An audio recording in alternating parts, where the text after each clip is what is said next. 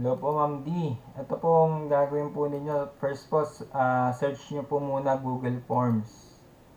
So, ayun na po yung results po. Punta po tayo ng Google Forms Create. Ito po.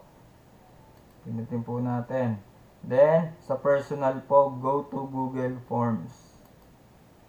Ayan. Napupunta na po tayo sa Google Forms po natin. Then, select po natin blank. Pindutin po natin yung blank. So, ayan po. Pindutin po natin blank.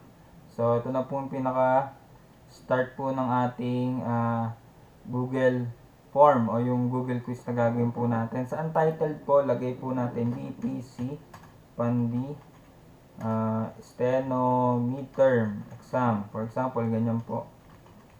Then, sa form description po, lalagay naman po natin yung direction niya. Which is multiple choice, blah blah blah, blah blah blah, yan po. And then, sa first question po, ang ilalagay po natin is name. Name. Pangalan po nila. Automatic, maseselect po siya as short answer. And then, pindutin po natin tong required. Pindutin po natin tong required. Ayan po. And then, add question po ulit. Yung plus sign po.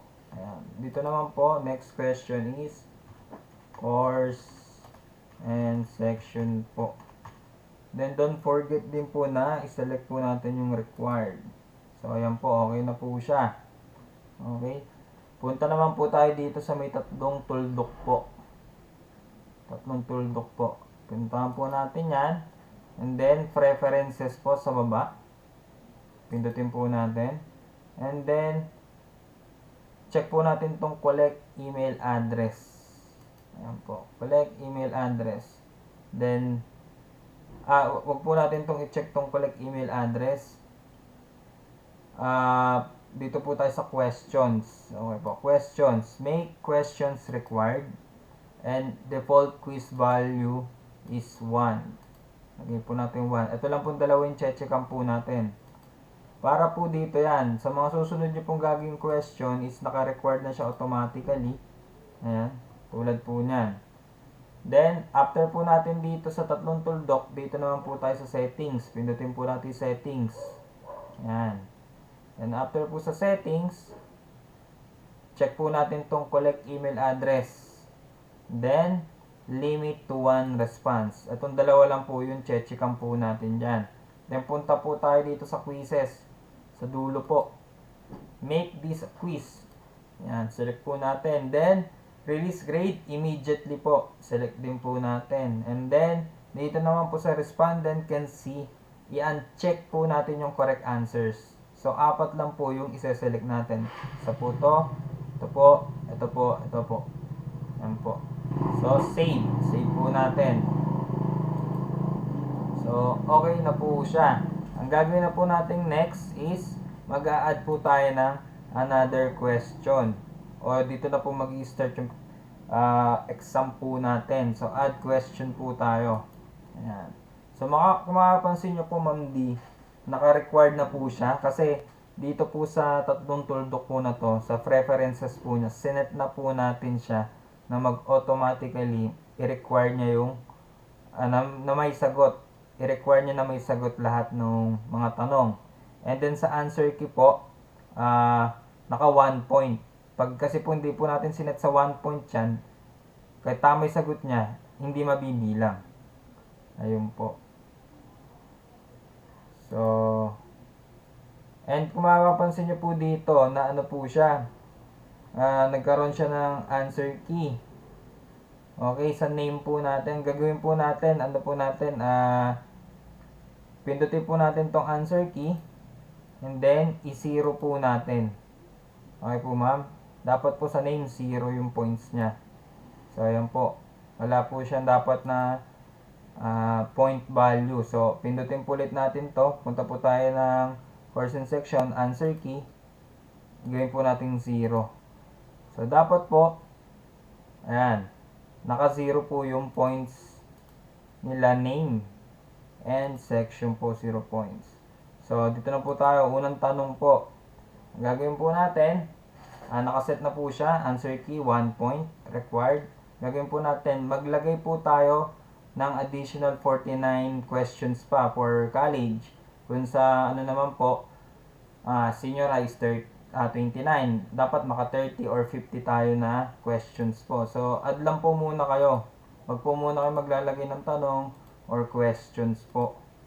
Okay, ma'am?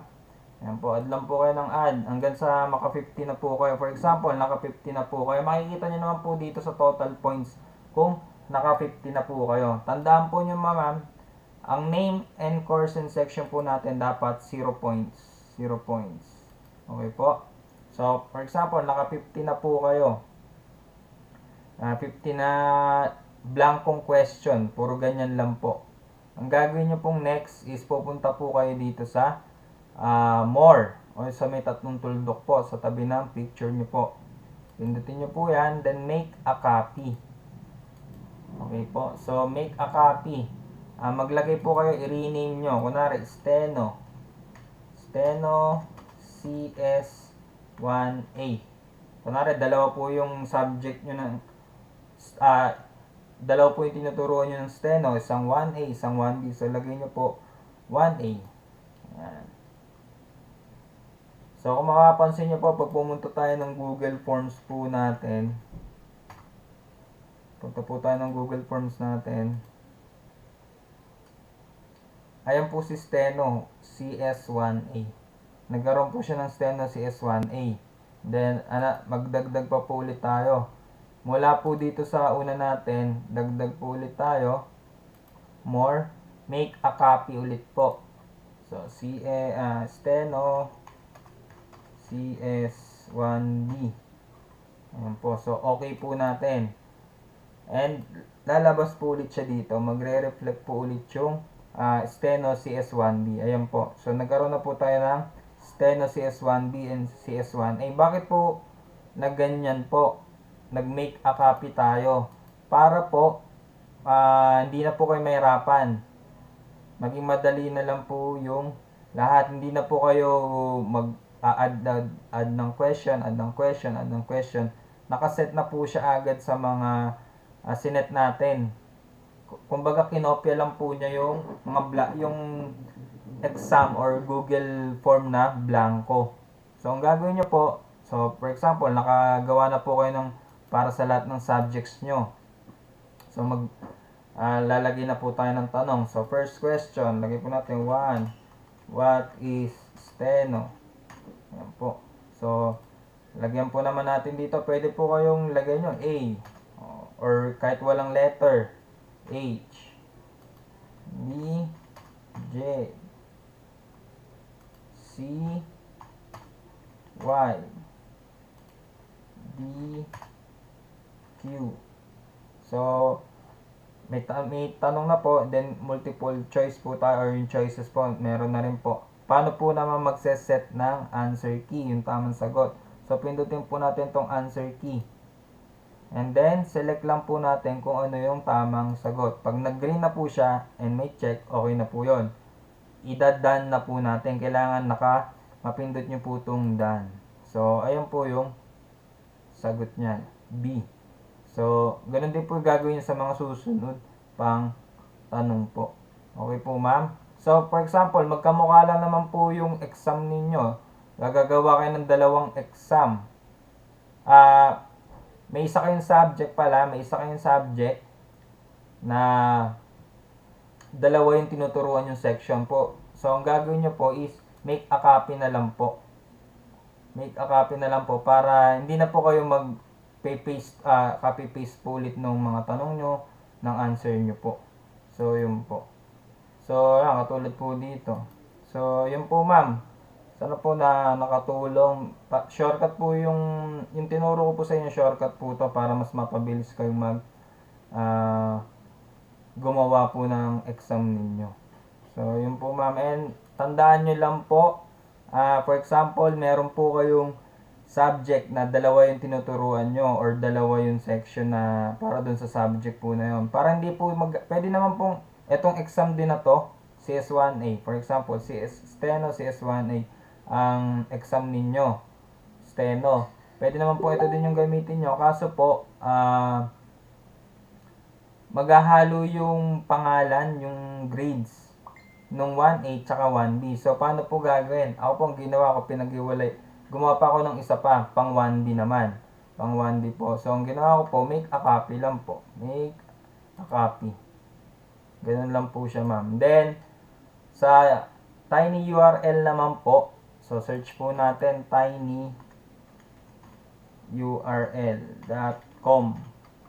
So, ayan po, tinyurl.com po. So, ito po yung exam po natin. Punta po tayo dito sa preview. Ito pong may mata. Pindutin po natin yung preview. And then sa preview po na, ito po yung preview. Kung paano sila sasagot po. Copyin po natin yung link sa taas niya. Ng preview. Yung link po ng preview. So, nakopy ko na po. Pupunta po tayo ng tinyurl. Ipi-paste po natin siya. Then sa custom alias po, pwede tayo maglagay steno CS1A. Then make a tinyurl. Pindutin po natin to. So gagawa po siya ng shorten na link. Ito po kasi yung original na link, mahaba. So gagawa po siya ng maikling link. So ito naman po, ikakopy po natin yan. Kahit pindutin nyo po itong copy to clipboard. So nakopy na po yan. And then, gawa po kayo ng isang Word document. Ayan po. Gawa po kayo. Diyan nyo po i-save. So, i-paste nyo lang po. Ito po yung link ng steno CS1A. So, diyan nyo po ilagay yung mga link nyo para copy-paste na lang po kayo sa mga email po ng bata. So, ayan po. So, yun lang po, ma'am.